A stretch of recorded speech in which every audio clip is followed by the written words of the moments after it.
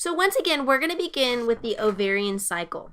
With the ovarian cycle, the follicular phase is taking place from menstruation to ovulation, which is from day 1 to day 14.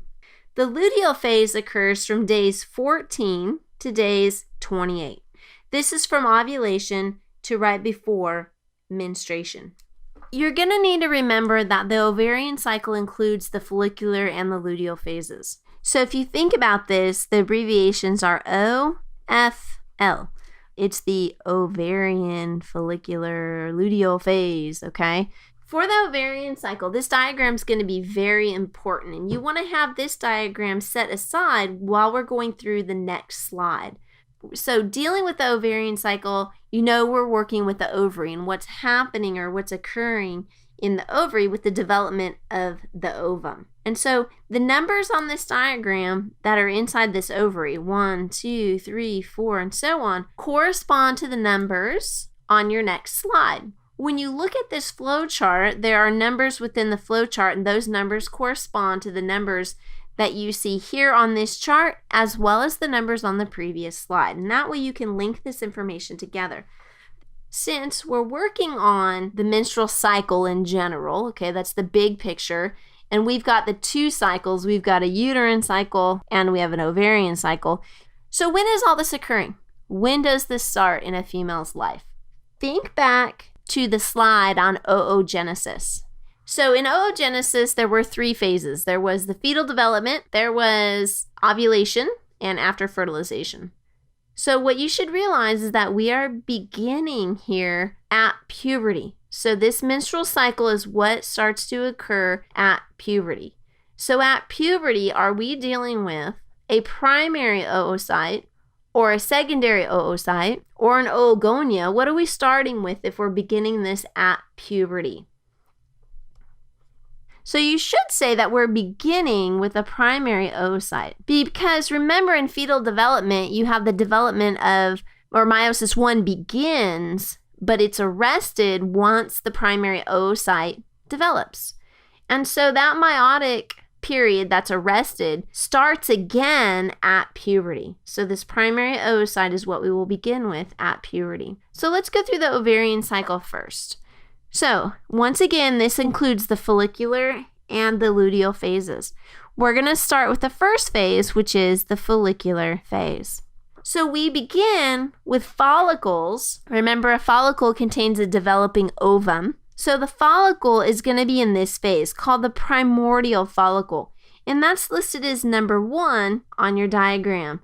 The whole thing is called a primordial follicle. The developing ovum inside is called the primary oocyte. Now, the follicular phase on this primordial follicle, or the follicular cells, are located on the outside of the primordial follicle. So these are the follicular cells.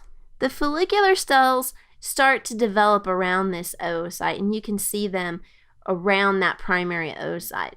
Those follicular cells are then going to differentiate into another type of cell called granulosa cells. Once that primordial follicle has those granulosa cells, we're going to change the name of the follicle. The follicle is now going to be called a primary follicle. So this is what you're seeing in number 2. The oocyte is still a primary oocyte. Now, the stage of development then is called a preantral stage of development. Once we have those granulosa cells, they're going to secrete what's called the zona pellucida. Your granulosa cells will develop into the zona pellucida. Now, the zona pellucida is going to differentiate to form what are called the theca cells. So now we have these theca cells. Now, some of these cells don't go beyond development any longer. Now, remember, this is happening at puberty, so we're talking about a primary oocyte, right, per month that's going through this development. Some of your follicles will continue developing and form a fluid-filled cavity called the antrum. So this is now called a secondary follicle, and it's also called an early antral follicle or the early antral stage. Some follicles don't develop beyond this stage either. When the follicle is either preantral or early antral, one of them is selected to develop to maturity. The follicle that's selected to develop to maturity is called a dominant follicle. Development continues, and now what we have is what's called a late antral stage or a late antral follicle. And that antrum, look at how much larger it is now in this diagram, much larger. So it's continued to grow. Some of the granulosa cells of this layer will form the corona radiata. So that's sort of this rough-looking layer here that surrounds that primary oocyte. Then there's also the cumulus oophorus. And now, after all of this happens, we have what's called a Graafian follicle. All right, once the Graafian follicle has formed, meiosis 1 is completed. Remember in the slide on oogenesis, when meiosis 1 was completed, you were left with a secondary oocyte. So we're no longer dealing with the primary oocyte, now we're dealing with a secondary oocyte. The secondary oocyte is going to be floating freely in the antrum. All right, so you can see from this diagram where the primary oocyte was, it moves in the antrum. This is now a secondary oocyte that's floating freely. Now we're starting the luteal phase. That's the last phase of the ovarian cycle. So the Graafian follicle ruptures. So if we move this up just a little bit here, you can see how the follicle is rupturing. So here's our secondary oocyte, and here's what's left over. This is the entire thing would be called the follicle. All right, so when that ruptures, the secondary oocyte enters the uterine tube. Remember, it's always the secondary oocyte that enters the uterine tube.